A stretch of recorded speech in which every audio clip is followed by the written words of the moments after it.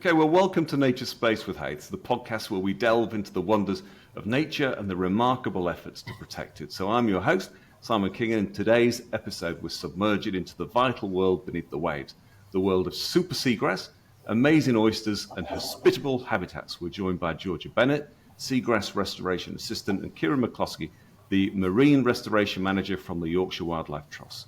They're at the forefront, really, of the Wilder Humber Seagrass Restoration Project and part of a larger initiative to rejuvenate our seas. So Georgia, Kieran, it's a pleasure to have you with us today. Hi, thanks for the invite. Yeah, thanks for having us. You're more than welcome. I'm kind of hoping for our listeners that you can both unlock and unpack more about what you're doing at Wilder Humber, and just, I guess, what I would say is, the things that you see and perhaps get used to seeing daily. We will never have, it's more than likely everybody listening to this will not know anything about seagrass. So, feel free to take us back to basics and tell us a bit more about it. But the first thing, really, for people who are not in this area, can you tell us a little bit more? Can you set the scene for our listeners? I think that would be nice. You can tell us about the geography of the Wilder Humber area, the significance of the location, and why it was chosen for the Seagrass and Seascape restoration projects, please. Yeah, I can answer that. So we work in the Humber estuary. So it's the Humber itself is a really kind of important river and area. It's one of the largest port complexes. It's responsible for 14% of international trade. It's very historic. You've got historic fishermen towns, Grimsby, Cleethorpes, Hull. So it's just got this vibrant history, but it's also really important for nature. It's got several designations for it. It's a site of special scientific interest. You can list off all the acronyms, but I won't do that. But it's very important for migrating, overwintering birds, for marine mammals such as gray seals, and also migratory fishes as well. And the reason that we've specifically picked it for this restoration is because it does also have a rich history of the habitats that we're focusing on. So we're focusing on restoration of seagrass, salt marsh, and oysters, and used to be an expansive bed of seagrass there. Now it's a lot smaller now. Also used to have a rich history of native oysters, and in the Humber and the North Sea as well, native oysters used to stretch all the way from Scotland down to Rome. So we've got all of this interesting, societal importance, ecological importance, and history. So that's what makes the Humber a really special place to work. I don't think people will be thinking about oysters when they think of the Humber. And when I drive across the Humber Bridge and look down at the river, it's not something I would think about really for how you've just described it. And yet it seems to be there's a lot going off beneath the surface there. You mentioned about the seagrass meadows and having disappeared. I think I read on your website that it's covered in around about 2%, or just less than 2% of their historic area. Why should I be bothered about that? What's the problem with that? So I guess the main problem is that it's not just our seagrass meadows that are disappearing. The seagrass meadows around the coastline have gone we've lost up to 90% of our seagrass meadows in the UK, and they're declining globally as well.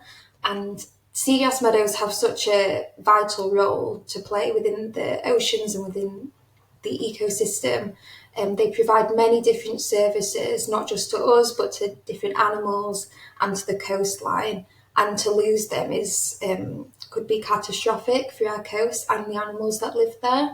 So we really need to work to protect them and to fight for them. Just a specific example, at Spurn, we have records of a seagrass meadow that was 480 hectares, which is, I think it's equivalent to more than 700 football pitches.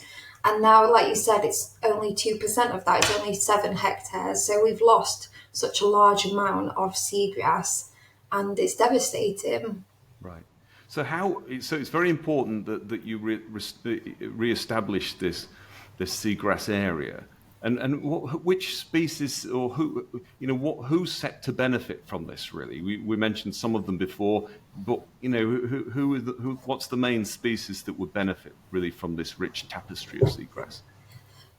Well, the main one that's difficult to answer because there's so many. I guess from like a selfish point of view, in terms of what can seagrass do to us as people, it has many different benefits. The main one that a lot of people talk about at the moment is its potential for blue carbon, which is basically storing and locking carbon away from the oceans. So that can help fight against climate change by removing carbon dioxide. And seagrass is really, really good at that. So even though I think there's a big stat, which is that even though seagrasses only cover 0.1% of the sea floor, they're actually responsible for storing 18% of the ocean's organic carbon. So that's a huge potential for seagrass to help us fight against climate change, which is obviously the greatest issue we as people are facing at the moment. And in terms of other benefits that it can provide for us, it's a really important habitat for fish. So it's a nursery ground for lots of fish species and a great habitat for them. So that can help support our fisheries, which of course provides food and income for lots of people. And another one is that it's a really great form of coastal defence. So seagrass is great at stabilising the sediment with its underground root system, which are called rhizomes. It spreads out and it stabilises the sediment, and also it has a canopy of fronds above the sediment, and as the waves move over them, they get slowed down, and those two things in combination can help protect our coastlines, which is another big issue that a lot of people are worried about, is coastal erosion. I see, particularly on that coastline. So it really is super seagrass, isn't it? It really is. It can do everything. but fascinating, Kieran's point about how much trade has been done, over the years, managed, up and down the River Humber, so this connection with trade, the River Humber, and so on, for us to be, or for yourselves to be able to try and rectify some of the damage that's potentially been done over the years, not just in and around the River Humber. We're talking, globally here and internationally, but fascinating that it always is that it turns out to be some of the things that we overlook. A very, very simple thing, I suppose. You may wonder, and I think, George, before I hit record, we talked about, can you tell me about the seagrass? Because that was interesting, because I wondered whether I might if I walked along the coast, I might see the seagrass looking like it's ready for a bit of a mow. That's not the kind of grass we're talking about. Yeah, I guess the interesting thing about our seagrass is that it's an intertidal species. So that basically means that when it's on the mudflats at Spurn in the Humber estuary, and when the tide goes out, we can actually walk out to the seagrass, so it gets exposed twice a day when the tide goes out. So if you were to see it at that time, it would just be laid flat against the mud, so it wouldn't be stood up in all of its glory. You wouldn't be able to go snorkeling in it and see it through clear water, because that's just not the nature of the Humber, unfortunately.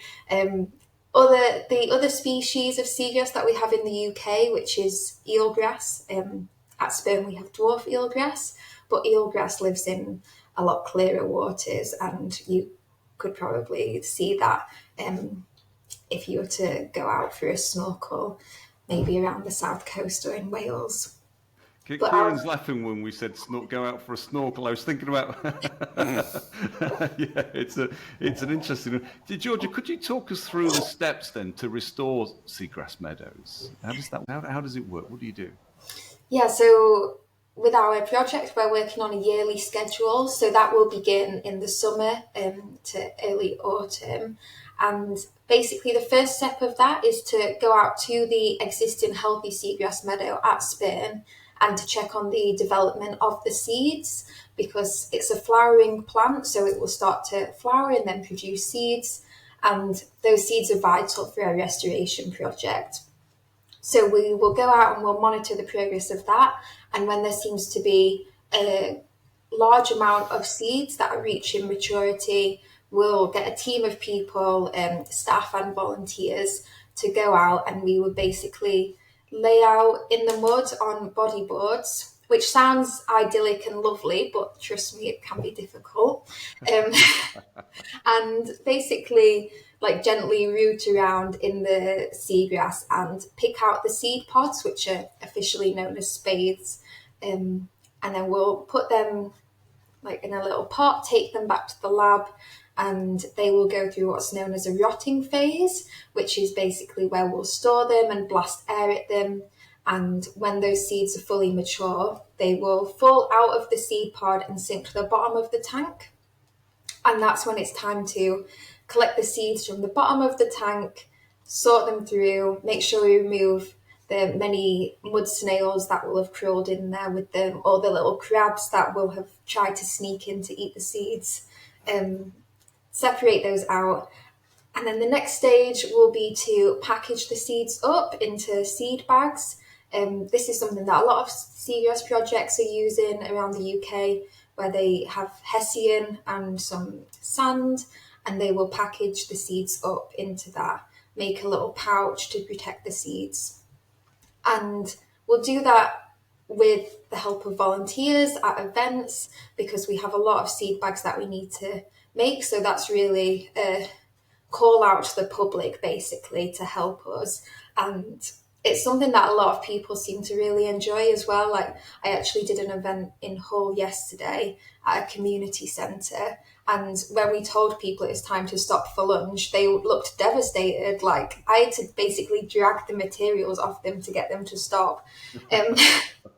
So yeah, that's the next stage. And then they'll go out to be planted. So that's, unfortunately, that's not really a task that we can extend out to the public, because where we're working is a highly protected area. On the mudflats, we really don't want to do any more damage than we have to. We don't want to disturb any of the important species that are used in that area, like the different wading birds that are there. So we'll go out with a small team of people.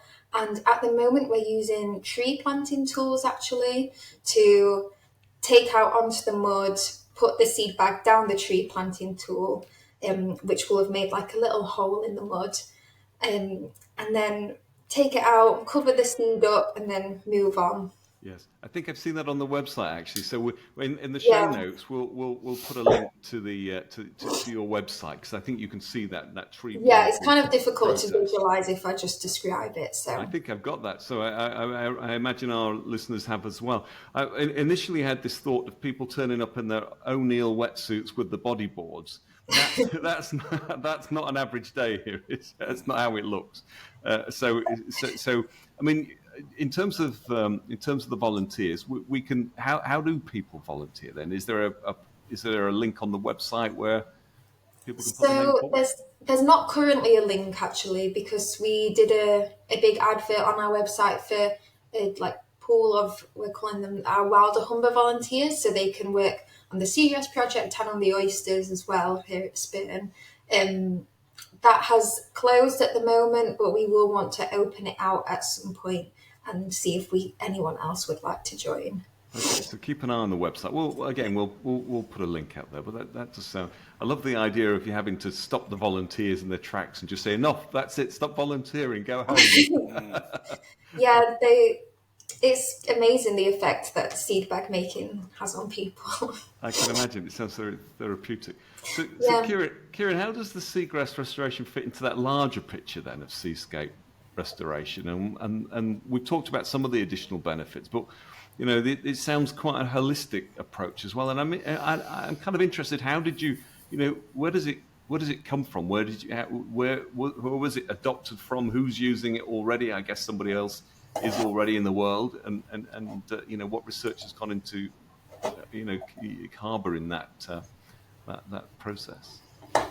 Yeah, so I think projects like our Seagrass Restoration project, we know that there's a lot of benefits from these habitats individually. Georgia's listed off some great ones at the beginning, and those ecosystem services, they're great for bringing back that one habitat focusing on that one species. But there's a lot of research and scientific evidence to support the fact that if you bring back multiple habitats within the same space, they're connected to each other, you have almost additive benefits of that. You increase the resilience for that entire seascape, what we would call it, a seascape. So you're talking about an ecologically functioning area that's connected, has good connectivity.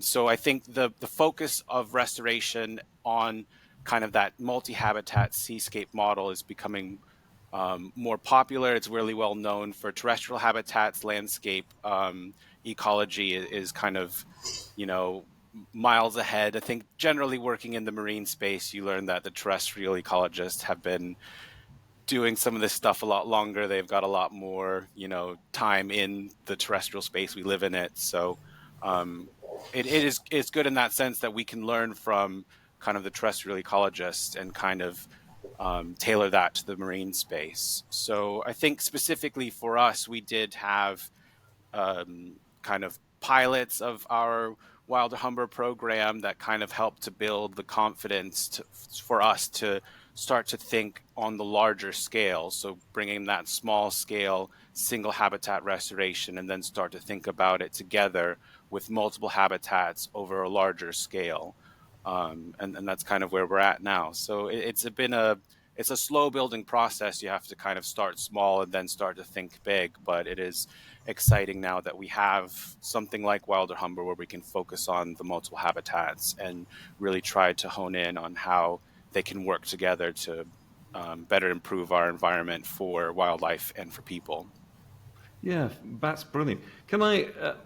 It would be interesting to know a little bit more about yourselves. Actually, how did you both, end up where you are now? I mean, there are so many roles, so many jobs, so many things you can be doing, and it always strikes me, the level of patience and perseverance and hope that these things will work, and that you will have the funding to, how are these things funded? Because unfortunately, we don't live in a world where these things trickle down from the government. This is a great thing for the longevity of the planet. Therefore, we will make sure there is several £1 million worth of budget in order to do the things that we've just talked about. So, what makes good people like yourself say, I'm going to dedicate my life to something that possibly won't make the news at 10, may not be the thing that everyone's talking about, and yet actually in a way, I kind of think people are. I think people have woken up. Well, not just woken up. I think we've probably woken up a long time ago, but I think we're being more aware of the damage we're doing, and we're more interested in talking to people who are doing their best to make a difference. And even though that difference may take multi-generations really to come to some sort of fruition, but I always feel, that I want to hats off to yourselves, your team and your volunteer for doing what you do. Because, while I'm sat in my office trying to do what I do, we're a bird food company and we try and make a difference. We try and make sure our seeds are super clean. We know that dust can damage a bird's respiratory system. And yet, we also know that dust has a weight. So if we don't clean seed, it stays in the weight of a bird food and we can sell it. But when you know that it damages a bird's respiratory system, you have to remove it. You have to do it. And that's where you are, isn't it? When you know that this can make a difference, you've got to see it through. Having said all that, and I hope you see it as a compliment to you both and to your team as well. What makes you do what you do?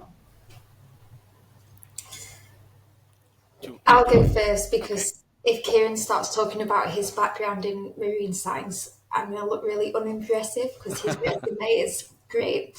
I think my journey into this, I guess, just started of having the privilege of when I was younger being able to spend a lot of time in nature and in the outdoors, and just having that interest in science and the environment really fostered by my parents, and that was always hyper focused on the marine space. So I always knew, like, even when I was younger, that I wanted to do something with like marine animals or marine science.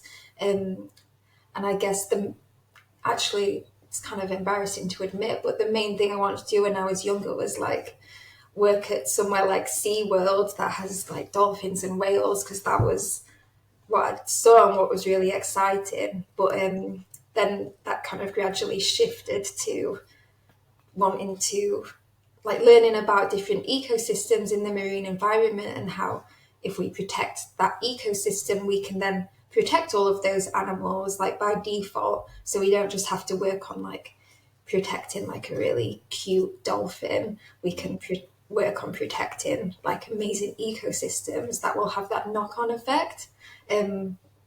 So I think that's how I kind of got into wanting to work with something like seagrass, because I just learned about how incredible it was and how we're losing it. And yeah, I guess as well, just wanting to be part of the change that is happening and is hopefully starting to happen, where people are caring more about the planet that we live on and the climate emergency, and wanting to do something good and hopefully something that will actually have an impact in the future is like my driving force for this.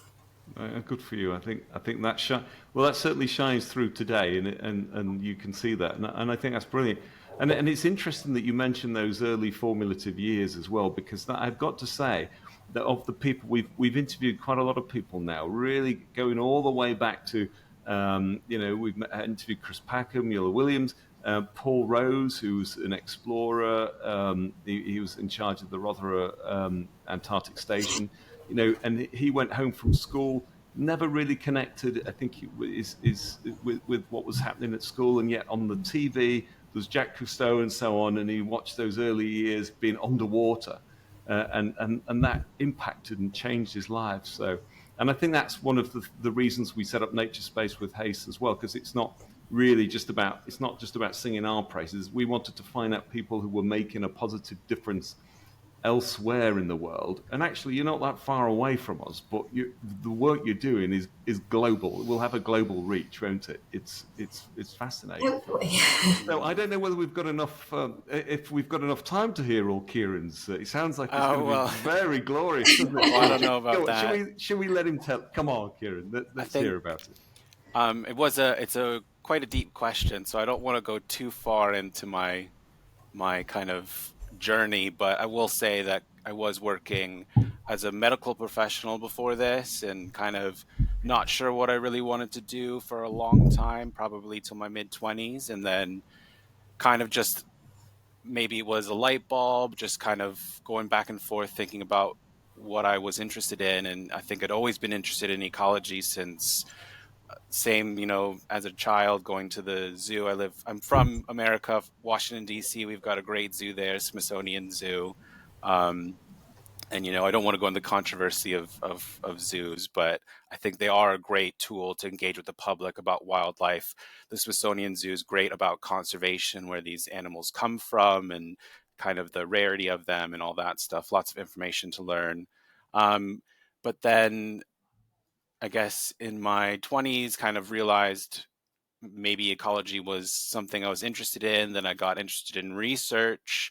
I did my PhD at Exeter studying noise pollution, very specific niche topic.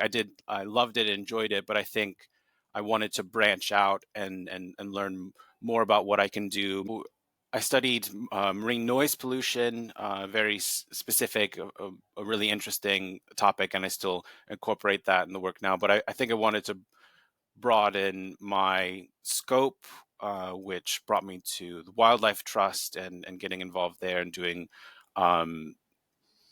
more kind of active, proactive forms of conservation ecology. And that brought me to restoration ecology, which I do think it's actually a really exciting time to be in conservation, wildlife management, I think, because, it's kind of is it a catch-22, because we do have these huge problems that we need to address, but that means that there is more there is more funding, there is more impetus and opportunity to actively work in restoration ecology. And it's quite an exciting field because there's lots of positive messages and things that we can try to learn to do that could help local environments and then kind of the broader ecosystems as well.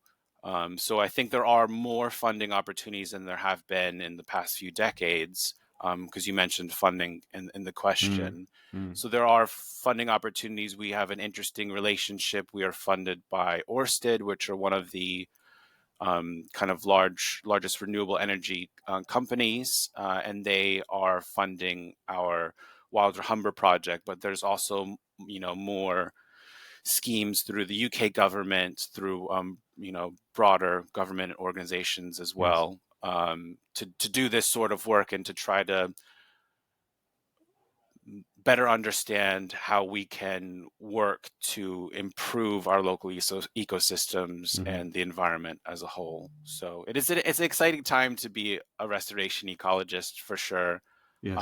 And yeah, it's been a journey for me. Sorry, I said I was going to keep it short, but I definitely that's didn't do really that. helpful. What's the difference between restoration ecology and, say, rewilding? I think they're not completely synonymous. I think restoration ecology will be a broader thing, and then rewilding can kind of fit into that. So rewilding, to me, and I think it's still kind of a new space to work in. We're working on these definitions, across the board. But rewilding will typically mean you have an area that used to be managed in some sort of way through farming or what have you. And then you stop those practices and you let that area kind of naturally turn back into a wild space. It's not completely. So I think in restoration ecology, there's kind of two types of restoration. You have what's called passive restoration. So that's what I've just described. You have a space, you protect it from any sort of disturbance management, and you kind of let it passively restore. Yes. What we do with Wilder Humber fits into more active restoration. So we're actually trying to reintroduce species that used to be there and bring them back. We're trying to actively take seed from our local meadow and plant it in an area so that way we're helping the seagrass meadow expand more efficiently and more effectively. And that's kind of the main difference between passive and active restoration. And rewilding typically will fit in passive restoration, but there are certain things that some really good rewilding examples. One of the best ones in the UK is the Knepp Estate rewilding, but they also did have a little bit of active restoration where they did bring in some grazing animals to kind of help that process along. So it's mostly rewilding, mostly passive, but there's still elements of a little bit of active work involved in that as well. I see. Thank you for that. Georgia, you've joined us at the right time. I was just asking Kieran what the difference between restoration, ecology, and rewilding is. So just give us a really, really helpful breakdown of that. And I don't know, Georgia, whether you left because you knew that Kieran would his back catalogue is so big that you thought, well, I'm just going to go and plant some seagrass for a while and then come back and join Kieran when he's finished. But it's needless to say, anyone listening will realise that you're obviously both very intelligent, and it's wonderful that you're going to dedicate your careers, hopefully, to this wonderful restoration ecology, project. But I guess we've talked about a lot of the good things. Georgia, you're back just in time, really, so we can talk about some of the challenges. Let's talk about the triumphs as well. But what are the obstacles that you've encountered? Obviously, we've already mentioned funding, but what other obstacles? I suppose volunteers have brought some community edge, really, to the project, which is nice. And I know the Wildlife Trusts are a great, charity as well, and have a wonderful following as well. But what's been the good, what's the good, bad, and ugly really of this project? Come on, let's spill the beans. Nobody's listening. Yeah, I can take this one. So I think kind of with restoration ecology, especially in the marine space, it's still pretty new, and there's lots of really good examples and cases where this has worked. But I think what we're finding is that a lot of those examples might be different species, different conditions, and different habitats, different all sorts of different variables that you have to consider, and they might not directly translate to working where we are in the Humber on the mud flats. So I think it's still there's still a lot to learn, and that's what's part of the aim of our project is to learn those lessons and share them, and improve that knowledge generally for marine restoration ecology in the intertidal space. And there are lots of good resources. We're going to conferences, networking, and I think that's actually kind of almost it's a challenge, but then it also creates this opportunity where we are kind of able to really contribute to that knowledge base and networking, and really feel like we're engaged in that community, and we're not just taking what someone did, it's ready made off the shelf, and we're having to really kind of contribute to that. So it's a challenge to not have all of the answers right away, but it's also exciting to learn as we go, to kind of use that knowledge base from past experience and the literature Yes. to guide us as we go, for sure. But at the same time, it's exciting to then kind of apply that to where we are, learn more, and then share it widely. So yeah. Yes, and that's the great thing about science, really, as well, isn't it? Because there are days when I guess you feel like it's very lonely, and but that information is being fed back to your peers, and up and down the country. And I suppose, I mean, how many other wildlife trusts are embarking on similar projects? Quite a few. I don't have an exact number, but we have a kind of community that we meet with regularly through calls, I think, quarterly calls, and then kind of updates whenever we need them. Yes. We do know there are quite a few kind of in the towards the south. We've got some in Northern Ireland as well, Wales, yeah, kind of all over. I don't have an exact number, but there's not a seagrass planting league table, is there? Please tell me that. I think we need one. Yeah, well, you'll be at the top, A surely. competitive element would maybe drive us all on. Well, I will interview no other seagrass planters than you guys. You're going to be our favourites anyway. That's the way it is. So what about? So where do you go from here? What happens? What happens to the project from now? And is there an indefinite? I suppose there's so much to restore, and even if you finish this project, it leads to others. But how long does this take? How much longer will you be involved? You're not going to. They're not going to lose you to exciting projects somewhere in the Mediterranean or, somewhere else, are we? What happens from here for you both? I think this kind of like goes back to your previous question as well, but a lot of people think when we do this work, we're going to do it and then in a few months we'll see like the immediate effects. But that's kind of an obstacle in itself, because you don't get that, and it actually takes like quite a few years to see if what you did will like stand the test of time, and whether it's enough to like sustain itself without any further input from us. Because I guess the ideal would be for our jobs not to need to exist anymore. Like, obviously that would mean we'd both be out of work, but it would be great if we got the seagrass meadow to a point where it was self-sustaining and spreading at a speed where what we're doing like doesn't actually need to happen anymore. But to get to that point, I think it will take quite a while, unfortunately. But I like that, Georgia. In a way, it's interesting. So perhaps the long game really is to, one day, we don't need people who are managing restoration ecology, because we're talking about utopia here, aren't we? But we've also mentioned the zoos.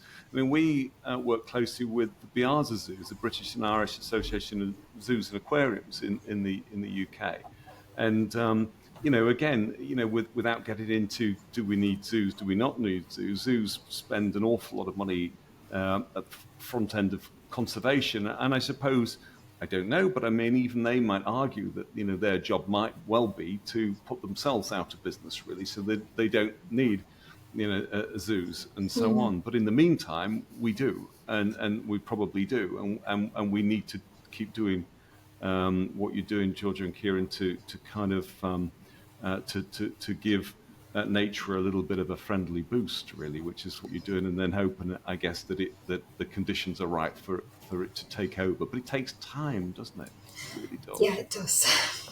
Yeah. Do you kind of ever feel in those cold moments that I wish it would grow faster, or we want something?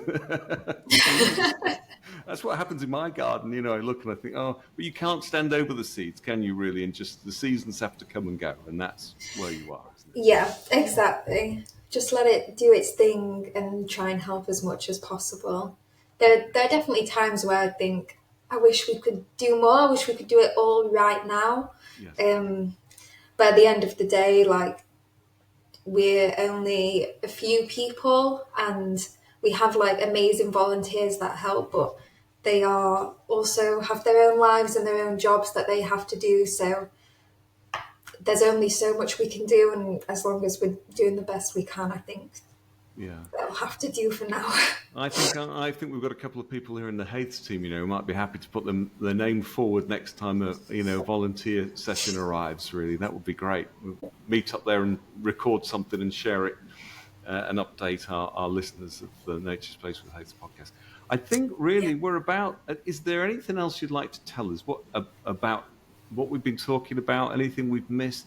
The other thing really is that I think people listening to this, sometimes we have younger audiences who are also thinking maybe, well, this sounds really great, but how do I get started? Where do I start? And we also have a more elderly audience who just want to be aware of things. So I guess a couple of things there. What takeaway might you be able to give people who are interested in doing what your good selves are doing, and then maybe people like myself and so on? What can we do to contribute? Either we've already talked about volunteering, but perhaps is there anything we can do more locally? I suppose even in our own garden. Sometimes I know that they're not submerged, but there are things that there are common things. So feel free. The floor's yours. Really, take it away. I think that's a really good question, actually, because one of the issues with the marine space and trying to protect it is that it is quite detached from people. We don't spend a lot of time there. We don't fully realise the impacts that our day-to-day lives are having on that space, and also getting involved in projects that are happening in the marine environment is quite challenging because it is so restrictive. So it's a really good question. I guess the main thing that is springing to mind as you were talking then is what we've been doing with the Seagrass project recently, which is working in Hull with different community groups, doing seed bag making. And because I guess last year we were working with people who already signed up as volunteers, advertising this sort of thing to our members. Those are people who are already interested in wildlife and already interested in this project. So to kind of try and make the shift to people who live in a city like Hull, who have no idea about the project and have no awareness of it. Some won't have even been to the coast before. To take the seagrass to them in a way and show them the seagrass seeds and what's going to happen and get them involved in the process, and kind of bring that awareness to them and get them excited and passionate about it, and realise that it's not that people don't care, they just don't have the understanding yet, they don't know enough about it.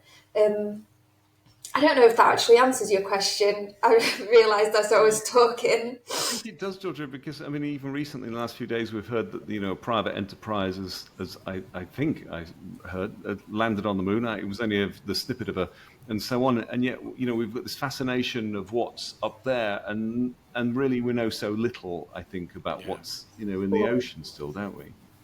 I think this was something that kind of got brought up when I was studying way back when, down in Exeter.